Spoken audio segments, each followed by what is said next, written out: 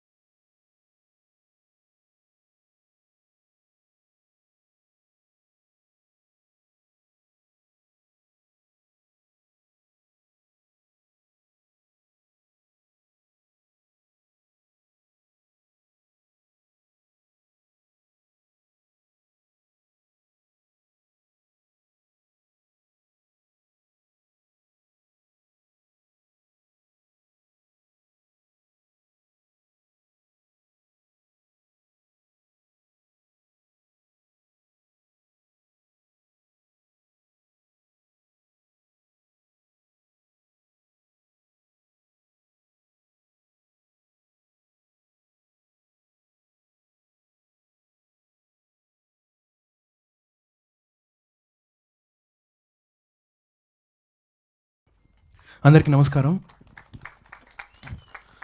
యాక్చువల్గా నిన్న నాకు అవార్డు వచ్చిందని చెప్పి ఫస్ట్ మా బావ అనుదీప్ కాల్ చేశాడు. కాల్ చేస్తే నేను మజాక్ చేస్తున్నావా, నన్ను ట్రాల్ చేయడానికి చెప్తున్నావా అని చెప్పి నేను అన్నాను. బికాజ్ ఎందుకంటే ఒక పాయింట్ ఆఫ్ టైంలో నేను లైక్ ఏది వర్కౌట్ అవ్వట్లేదు, ప్లేబ్యాక్ సింగింగ్ లైక్ పాడిన పాటలన్నీ రీప్లేస్ అయిపోతున్నాయి.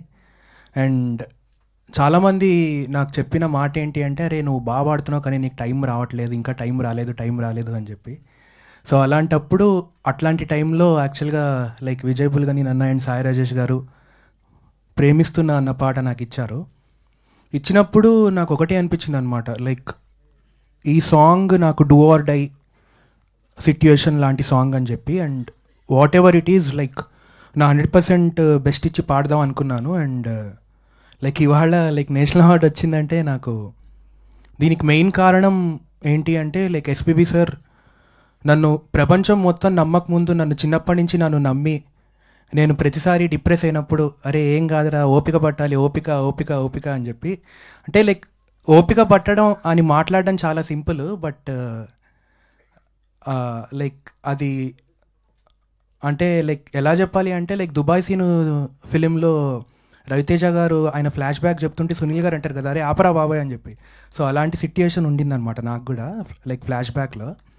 సో అట్లాంటి సిట్యుయేషన్ నుంచి ఇవాళ ఇక్కడ లైక్ నేషనల్ అవార్డ్ వచ్చింది అంటే I feel very very grateful. And thank you so much Rajesh garu for believing in me.